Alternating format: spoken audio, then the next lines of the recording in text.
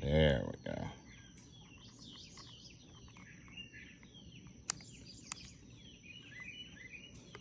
And we're just going to fill that cavity up. And then what we're going to do, if I have to, goes, well, the hole is about 8 or 9 inches deep. And if I have to, the end of the metal goes about this far.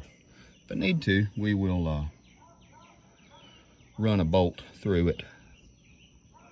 But there we go, it's draining nicely. See if I can get us situated on that. There we go. More to come.